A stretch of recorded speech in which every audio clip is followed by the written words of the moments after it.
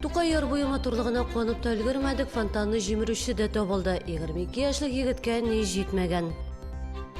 Илештә 28 йортында янгында зыян күрүчеләр салкыннар башланган чөйләренә кайтырга тиеш. Шулай булырмы?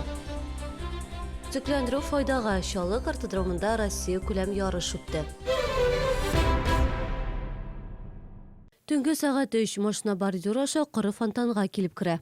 Я заехал на бордюр, чтобы встретить друга, который отмечал мальчишник. Я не знал, что там находится фонтан, так как он ничем не огорожен, никаких знаков там нету. Ну да, я виноват, что сам заехал на тротуар. Машинаны видео күзәтү җайланмалары төшереп алган. Руль артында 22 яшьлек шәһәрдәш. Водитель автомобиля Kia Rio был установлен. Инспекторлар Kia Rio йөртүчесенең кем икәнлеген ачыклады. Ул 1994 елгы шәһәрдәш. Аңа карата административ беркетмә төзелде. Комсомол полиция бүлегенә алып киттеләр. Фонтанның тимер рәшәткәләре бөгелгән. Хәзер яр буенда белгечләр эшли. Алар моторлыкны кайтару өчен тырыша. Коры фонтанны әле 1 сентябрьдә генә ачканнар иде. Һәм шундый вандаллык очрагы. Здесь вообще проезд не предназначен. Просто столько денег вложено для нас, челнинцев. И просто так безалаберно. Кызганыч вандаллык очраклары еш күзәтелә. Дельфин бассейны янында, мәсәлән, плитәләр акрынлап югала. Элеватор күперендә граффити ясап бетергәннәр, инвалидлар өчен ясалган лифтны җибәргәннәр. Булар барысы да безнең шәһәрдәшләр ише. Вот пацана вот вечером делать им нечего. Берут их, отрывают и им интересно кидать. Вот уже Замечания когда-нибудь делали? естественно. Они как реагируют? Они говорят, а вам что, тебе что, делать нечего? Бүген эшлекле Дүшәмбе киңәшмәсендә Чаллы мэры фонтанны җимерү фактын кискен тәнкыйтьләп чыкты. Мажор Челнинского разлива, 22 года, местному балбесу, извиняюсь за выражение, ну как его назовешь? Люди старались, люди вложили душу, финансовые ресурсы. Заехать, развернуться вот на этой красоте, какую совесть нужно иметь? Несмотря на такие факты, мы будем настойчиво продолжать работать, что бы ни происходило, над благоустройством нашего города, созданием комфортных условий для проживания. Фонтанны җимергән шәһәрдәш 1 ел ярымга машина йөртү хокукыннан мәхрүм ителде. Моннан тыш аңа яр буена китерелгән зыянны да капларга туры килергә мөмкин. Лесенханова, Ксения Антонова, Валентин Красильников. Яңалыклар. Тукай яр буе белән бәйле күңелсез хәл фонтан белән генә шикләнмәде. Мәләкә силгасына терәлеп торган Барашки ресторанында янгын чыкты. Бу хакта хәбәр янгын сөндерүчеләр пультына көндезге 11 тирәсендә кабул ителә. Урынга тиз арада коткаручылар килә. Янгынны шундук сөндерәләр. Төбәдә ремонт эшләре алып барылган. Гадәттән тыш хәл куркынычсызлык кагыйдәләрен үтәмәү аркасында килеп чыккан. Эшчеләр газ баллонын кулланган, гәрчә бу рөхсәт ителмәсә дә. Яңгырда эшләмәскә Наил Мәхдиев бүген юлчыларга шундый күрсәтмә бирде. Исегезгә төшерәм БСИ юлларында ремонт эшләре дәвам итә. Республика бюджетыннан юлларны капиталь төзекләндерүгә 200 миллион сум акча бүлеп бирелде. Капиталь ремонтны автомобиль юллары предприятиесе һәм Камдорстрой оешмасы башкара. Мелиораторный, профильный огнеборье урамнарында яңа асфальт җәйгәннәр инде. Камдорстрой оешмасы Тимер урамында төзекләндерү эшләрен тәмамлаган. Юл төзелешен сентябрьдә төгәлләү бурычы куела. Шулай да шәһәр мэры һава начар булса, ашыкмаска киңәш итте. Эштән эшлим дип, отчитаюсь дип, карагызаны, җегетләр. Значит, в дождь, в непогоду асфальт ложить не надо. Мы эти работы просто не примем. Я обращаюсь и к руководителям Камдорстроя, и к нашему предприятию автомобильных дорог. Все должно быть сделано качественно, на самом высоком уровне. Шәһәр ягулык сезонына әзерләнә. Социаль учрежденияларда, ягъни мәктәп бакчаларда, хастаханәләрдә җылылыкны 15 сентябрьдән биргә тиешләр. Йортлар исә һава температурасы 5 көн дәвамында 8 градустан түбән булган чиракта җылыначак. 53-28 йортында янгында зыян күрүчеләр солкыннар башланган өйләренә кайтырга тиеш. Шәһәр мэры Наил Мәхдиев эшлекле дүшәмбе киңәшмәсендә шундый күрсәтмә бирде. Йортның икенче подъездында төзекләндерү эшләре әле дәвам итә. Аны төзекләндерүгә шәһәр бюджетыннан 25 миллион сум акча бүленде. Әлегә бу подъездда яшәүче 114 шәһәрдәшебез КАМАЗ кунакханәсендә яшәргә мәҗбүр. Бу минутларда алар белән Нур яшьләр үзәгендә шәһәр җитәкчелегенең очрашуы бара. Шәһәрдә 18 сентябрьдә узачак Дәүләт Думасының сайлауларга әзерлек бара. Бүгенгә гадәттән тыш хәлләр министрлыгы инспекторлар белән берлектә 170 сайлау участогы бинасы тикшерелгән. Барлык объектларда сигнализация җайланмасы белән җиһазланган. 20 объектта металл эзләгеч җайланмалар куелган. Сайлаучыларны тикшереп кертәчәкләр. 18 сентябрьдә участокларда 600-гә якын полиция хезмәткәре кизү торачак. Шолы ТВ телеканалы Евроцирк белән берлектә Менделеевский приютында тәрбияләнүче балаларга циркка билетлар бүләк итте. Камский Зорида тәрбияләнүчеләр томашага иртәдән үк әзерләнгән. Выстроилась целая очередь. Во-первых, сразу же подбирали уже кто какую одежду. Ну и ждали поездку, потому что уже с утра вся подготовка шла.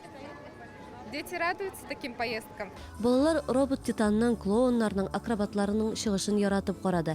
Кичкене тамашачылар дөньяда тиңе булмаган чыгышларын да күрде. Хис кичерешләр әйтеп бетергесез диялар. Я ходила в этот цирк несколько раз, и мне понравились эти летучие акробаты. Потом мне понравился смешной клоун. Потом вот эти обезьянки, попугаи понравились. Как они выступали. Почти весь цирк понравился. Хотел бы стать этим акробатом.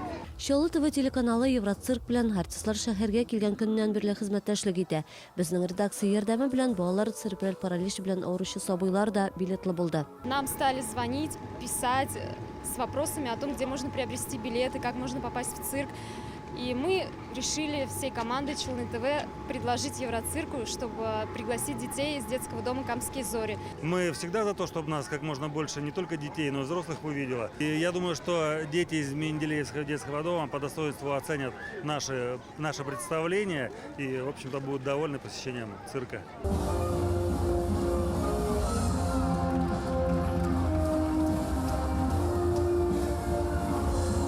Спасибо. Желаю удачи. Лесенханова, Гүзәл Шихапова, Валентин Красильников, яңалыклар.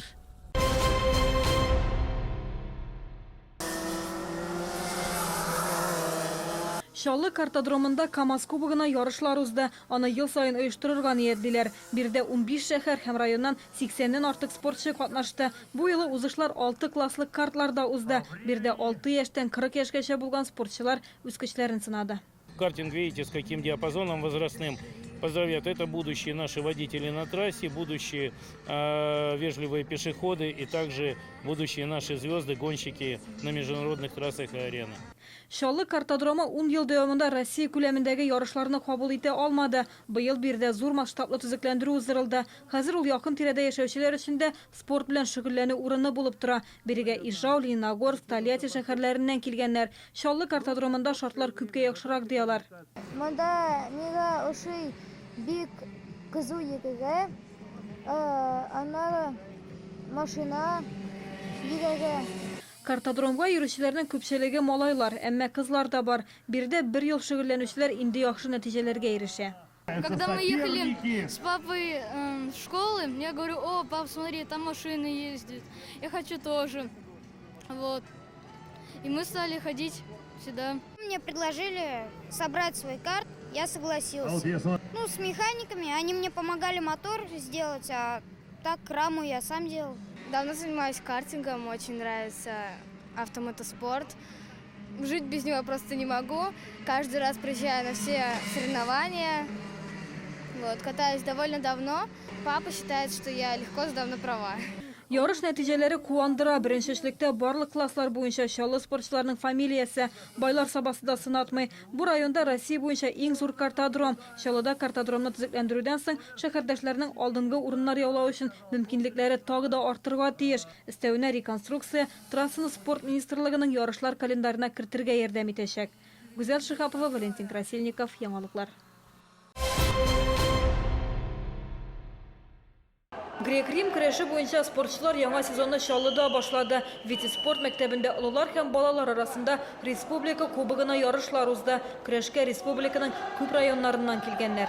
На сегодняшний день 8 команд приехало, и количество участников около 200. Это говорит о том, что интерес к данным соревнованиям очень большой, и наш город, он является одним из лидеров в этом виде спорта.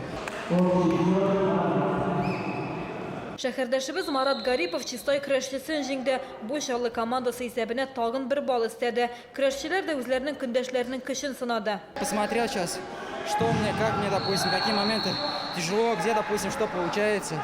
То есть сейчас проанализирую и будем готовиться к сезону. Ярышларның баш хөкемдары әйтүенчә, барлык командалар да көчле. За выход в финал борются Набережные Челны. По мужчинам, они, скорее всего, по взрослым, они будут в финале бороться. А по юношам Бугульма и Нижнекамск будут бороться, поправились немножко. Да. А Чистополь и Набережные Челны будут бороться за 3-е место. Республика кубогына узган ярышларда шәһәрдәшләр өлкәннәр категориясендә беренче урынны яулады. Балалар командасы исә 3нче урында. Беренче урында Чаллы егете Мурат Мөбараков. Бу ярышлар нәтиҗәсенә карап Грек-Рим көрәше буенча республика командасы формалашачак. Россия беренчелегенә ярышлар ноябрьдә Пермь шәһәрендә узачак. Гүзәл Шихапова, Валентин Красильников, Яңалыклар.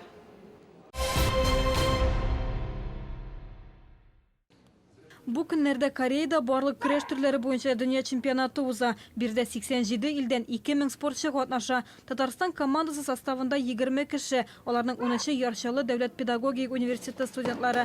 Шәһәрдәшләребез чемпионатта алтын, көмеш һәм бронза медальләр яуларга өлгергән инде. Наши ребята завоевали 2 золота, 2 серебра и 2